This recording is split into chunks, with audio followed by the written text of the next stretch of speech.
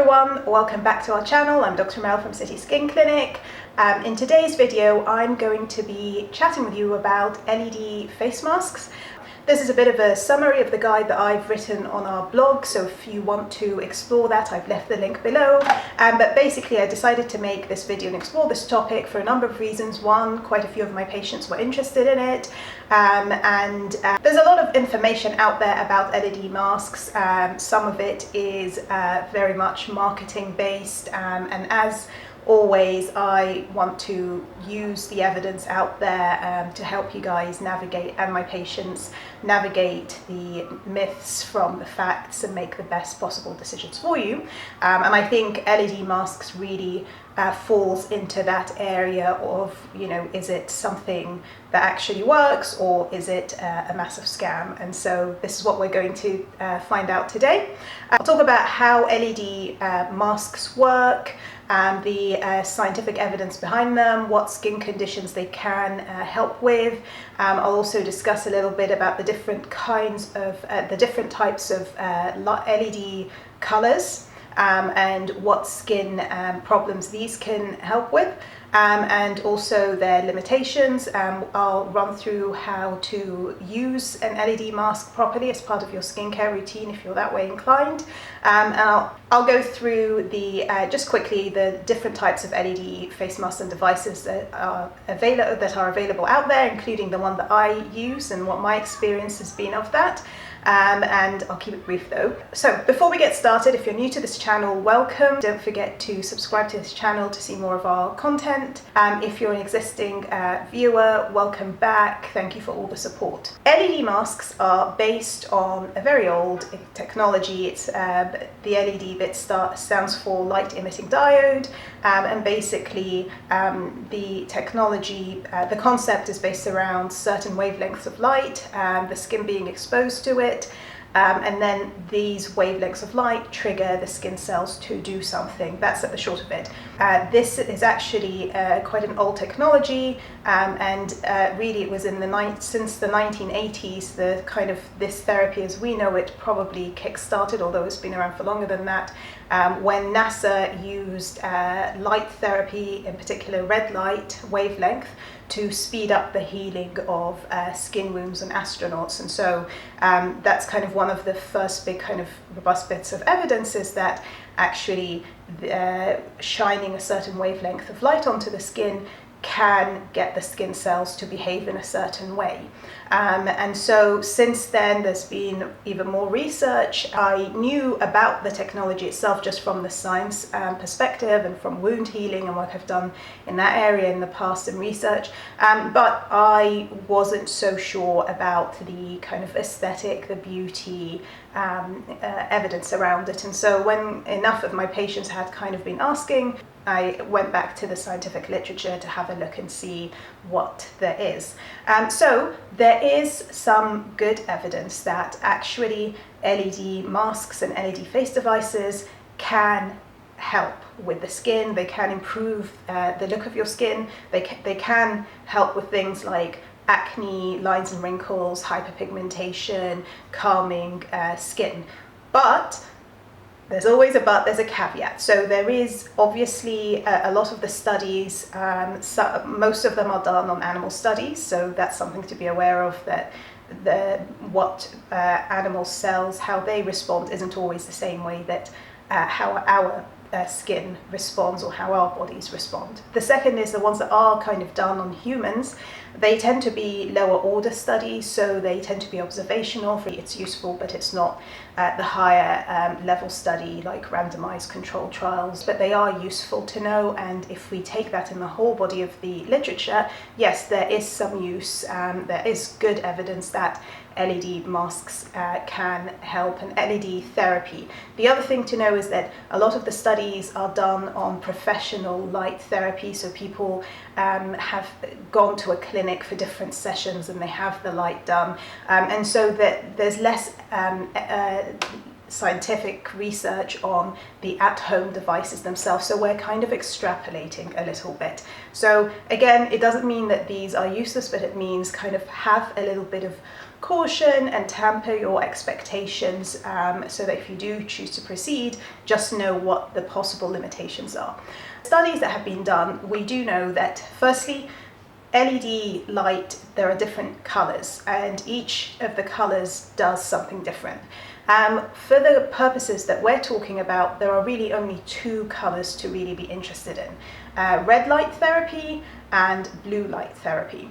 So blue light therapy is actually what helps with acne. So what does the blue light do? Well, the blue light, it helps kill bacteria and it helps regulate oil production, and so that's how the kind of studies that support blue light therapy, they do show these results, that when it's used over time.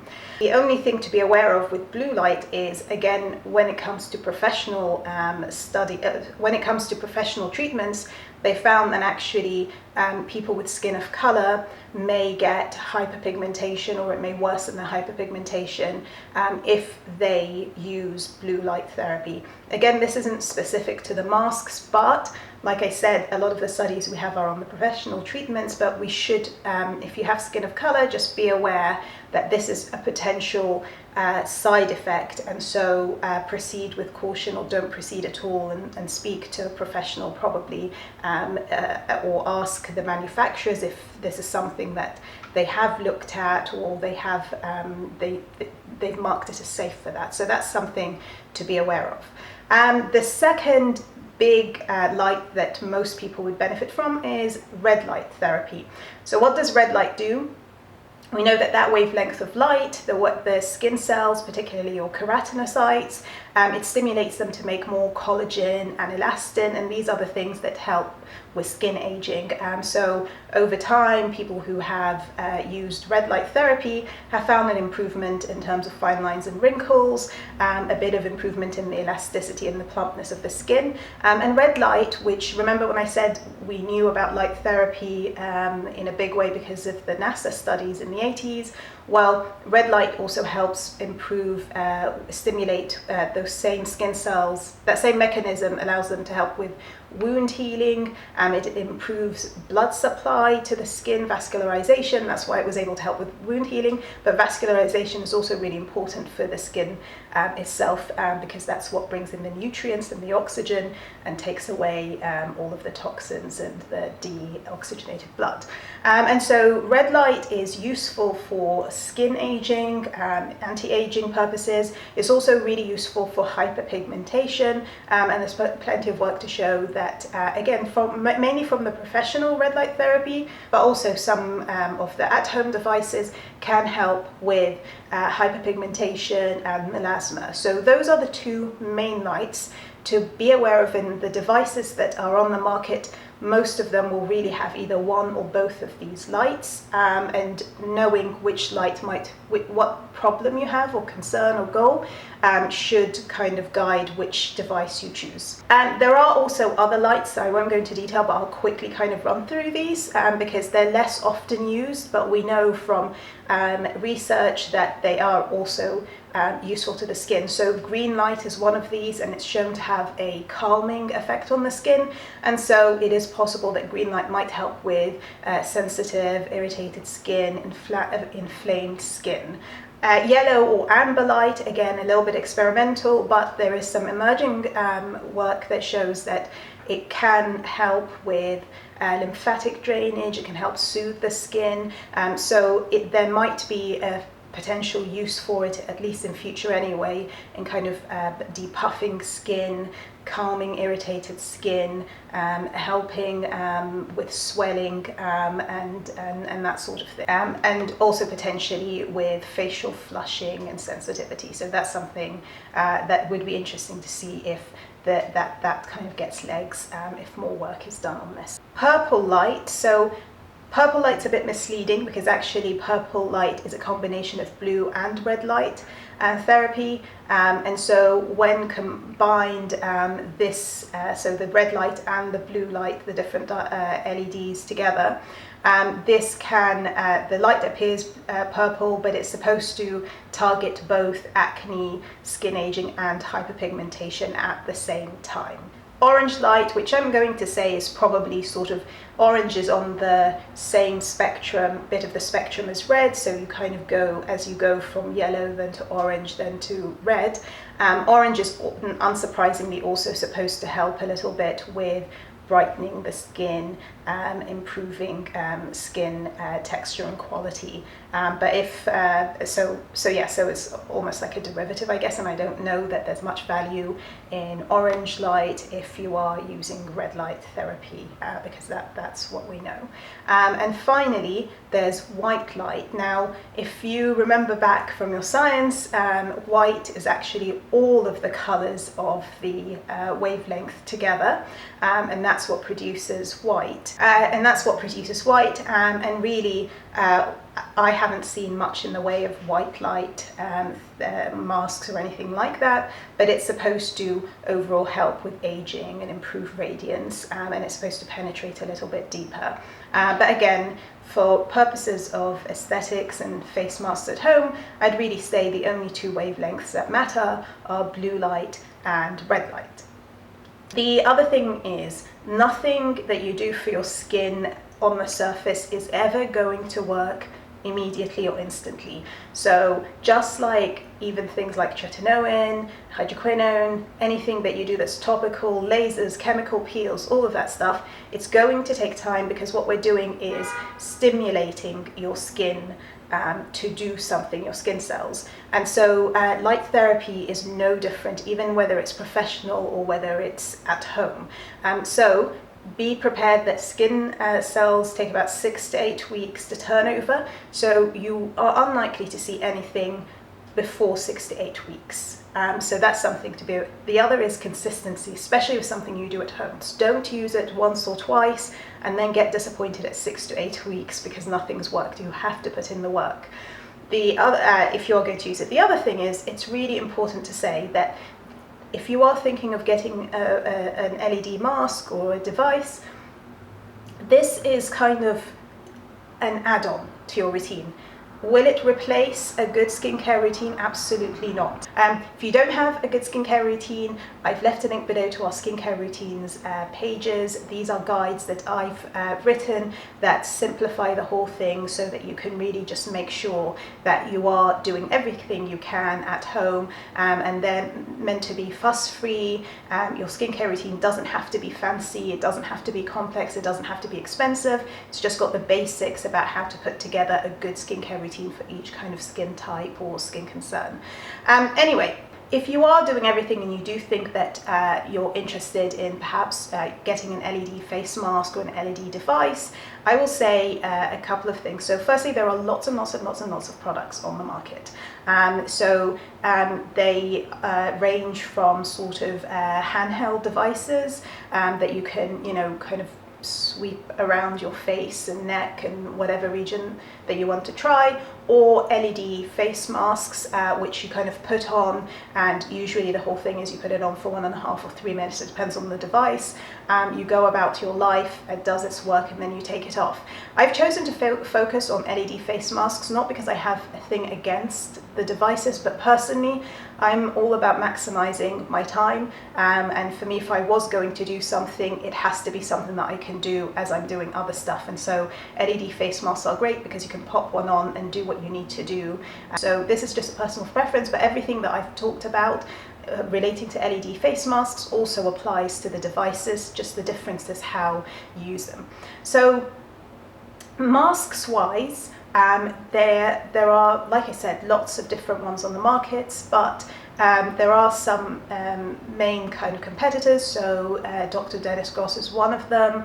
That mask is pretty famous, it looks great. So you've also got Cure, you've got Omnilux, you've got Therabody. There's just so many, and I'll be honest, they pretty much all work the same way, they all do the same thing. So the big things to look out for when you're considering them is, firstly, just make sure it's from a reputable brand, FDA approved. So don't go for the cheapest kind of random thing that's on, online, just because it's you know, these work with electricity, and you don't want to be putting something that might have dodgy electricals on your face. So it's more of a safety thing. You don't want to injure yourself. But really, between kind of the more reputable brands, and they tend to be spread you know, across a wide range of things, the LED face masks are not cheap. You know, I would say they kind of go from the, depending if there's a sale or whatever, probably for respectable devices from the £200 upwards to over 1,000 or so. I really don't think you need to be spending anything more than £500 on these masks unless you really want to. Your £1,000 product is going to do the same thing as your product that's a couple of £100. Beyond the different types of masks, other than price and other than different companies do them, and the fact that, like, if we're being honest, they all look like GIMP masks, so there's not like a cosmetic value there, although the Dr. Dennis Goss one does look super cool, but they do have that look to them. None of them are super elegant or chic or anything like that, but it's something that you put on for a few minutes each day and you're done. So look at things like customer service. Is it something that if it was broken you can easily return? Look at the shipping policy, and also look at the type of light. So when I was considering a mask, I think I'll show you the one that I went for in the end. So I went for the QR one, which is this one here, and you can see, and it actually comes like this, but you can they give you these little guards, which suggests to me that the design itself means that the light can escape around here, which is why they have these little goggles to safeguard that. So I went for this one for a couple of reasons. One, I wanted a hard mask, and so I was between, for some reason, I don't know why, I wanted just a hard mask. I wanted a portable mask that was kind of charged by, you know, USB, which, if we're being honest, I suspect the vast majority of them are. I really like the look of the Dr. Dennis Goss one, but that is usually out of stock in a lot of places, and frankly, I was being a bit economical, given that I'm always a bit skeptical about stuff. So I went for the Cure one because with my rule it's still kind of reputable and it's still on the end, but it was much cheaper, and there was also a sale, and so it was around Black Friday, so I couldn't resist. I couldn't help myself. So I went for that.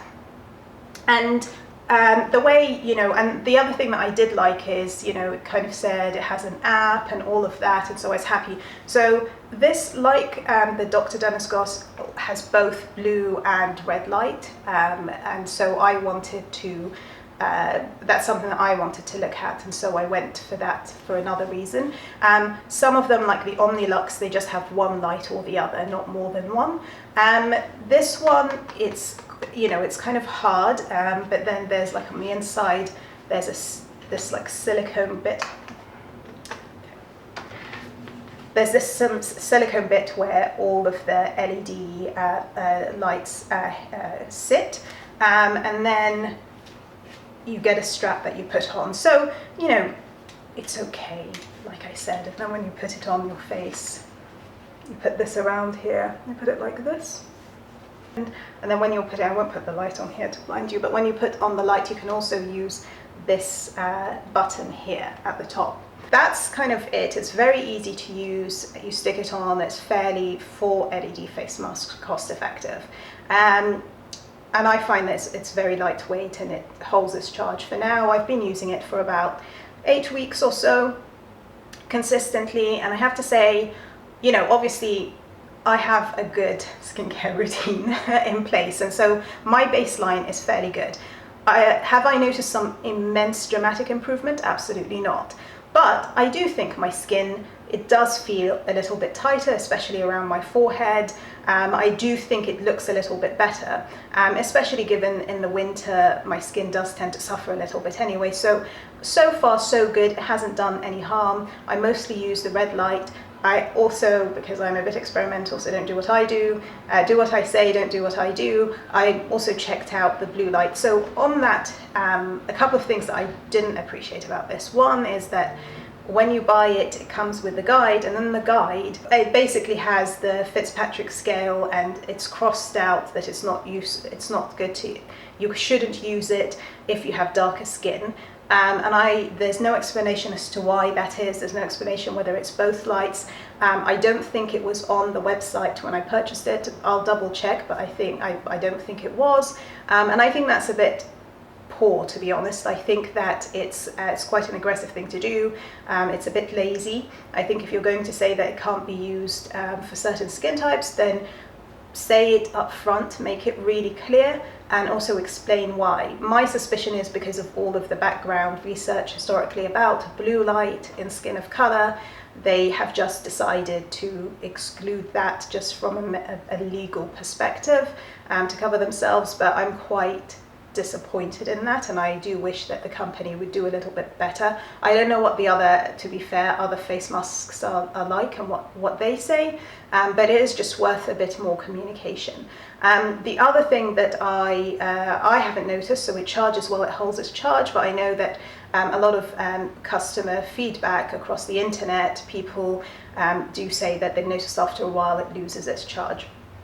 And then the last thing is, I again don't have a problem with this. I think it sits well, but again, some people do say that, you know, if your face is a little bit squarer, a little bit wider, you might not cover it. And to be fair, that's not just this mask. I think any of the masks, if your face is particularly round, or you've got a very square, or you've got a very square jaw, you're probably better off with one of the masks that kind of fold out and then they kind of wrap around your face, because there's just a little bit more flexibility with that.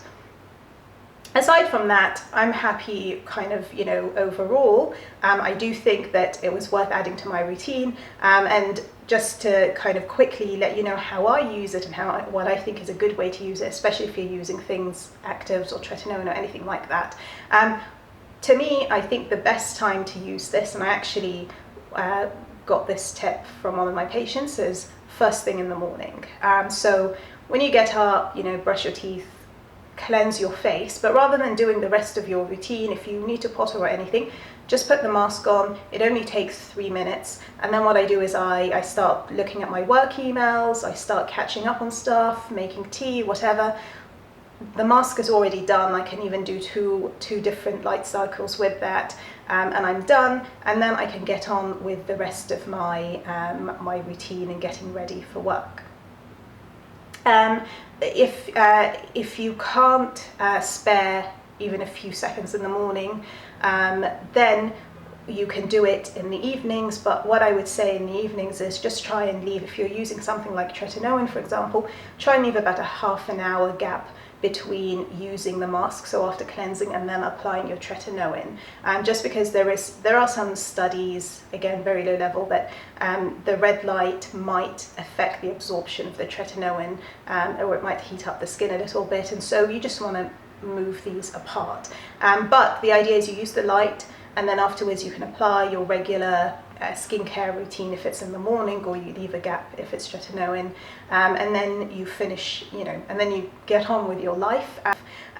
So that's all I have to say on LED face masks. If you really want much more information, please check out the blog post that I wrote on this. I've put a link in below, and also if you have any questions or you have a mask that you've tried, you want to share your experiences, please leave a comment. I'd love to hear what you think. If you like this video, don't forget to give it a thumbs up, and if you haven't already done so, please subscribe and hit the notification bell.